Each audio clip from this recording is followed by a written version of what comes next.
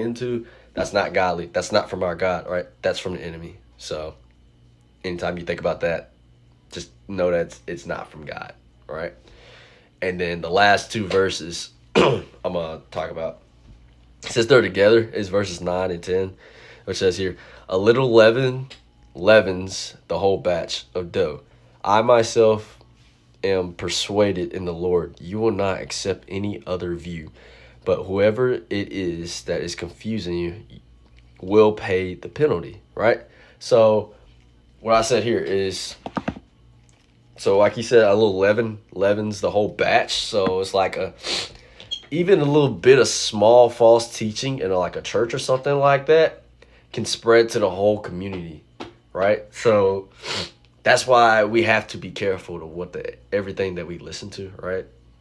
Because you could learn something, right, and that could interfere with the whole community around you, right?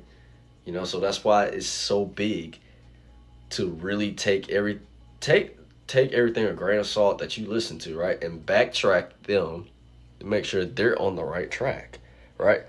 And you'll know when your spirit, right, your spirit will interfere. You like, I don't know if that's right.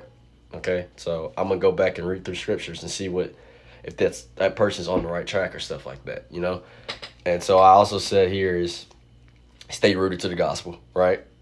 We can't listen to everything we hear and believe it, right? We must keep each other accountable, right? And keep each other accountable, right? If somebody is in the wrong, right? You know they have a good heart intentions and you know what they're trying to do, right?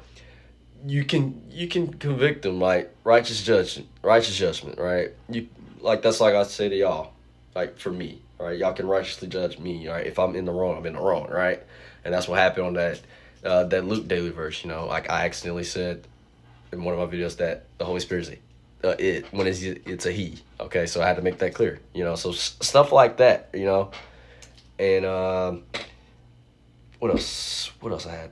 Oh, just keep each other accountable, and then if we're in the wrong, and not let us teach astray, right? So that was also when we at the end where it says here, verse 10, I am persuaded in the Lord, you will not accept any other view, but whoever that is confusing you will pay the penalty.